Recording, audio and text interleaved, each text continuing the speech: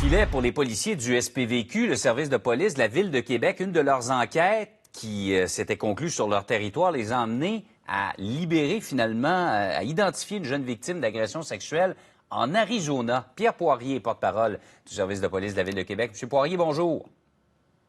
Bonjour, M. Guérin. Alors, c'est une enquête concernant de votre unité de l'exploitation sexuelle des mineurs. Racontez-nous comment tout ça a commencé. Oui, effectivement, là, il y a une enquête qui a été effectuée par l'unité d'exploitation sexuelle des mineurs qui a procédé à l'arrestation d'un monsieur nommé Brian Labrie-Poulain, 29 ans de Québec. Donc, suite à la perquisition sur les lieux, on a des policiers qui sont spécialisés en crimes technologiques qui ont constaté un fichier électronique là, qui, manifestement, il y avait une agression sexuelle sur un enfant en bas âge. Donc, il y a des données informatiques reliées à ce fichier qui ont été prélevés. Et par la suite, là, le tout a été transmis au Centre national de coordination contre l'exploitation des enfants.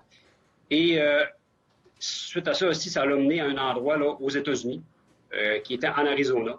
Donc, le département Homeland Security sont déplacés, ont procédé à l'arrestation d'une personne qui s'avérait être le père de l'enfant et qui a avoué qu'il commettait des actes d'agression sexuelle depuis la naissance du jeune enfant. Donc, quand on dit là, que derrière la pornographie, le matériel pornographique juvénile, là, il y a des agressions sexuelles, il y a des enfants agressés, on le savait, là, mais c'en est un exemple très concret. Là.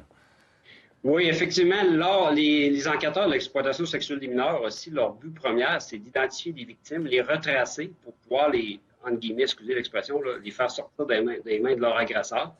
Et manifestement, c'est ce qui est arrivé dans ce cas-là.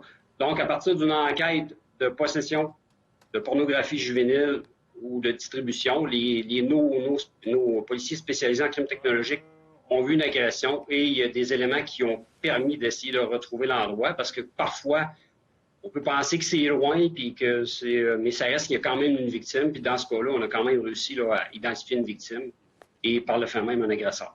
Je suppose que des fois, on essaie de brouiller les pistes aussi. C'est difficile de remonter jusqu'à l'auteur de ces agressions-là. Mais dans ce cas-ci, heureusement, grâce au travail de vos enquêteurs, ça a été fait. Bravo pour le coup de filet. Merci beaucoup de nous en avoir parlé, M. Poirier, ce matin. Merci. Bonne journée.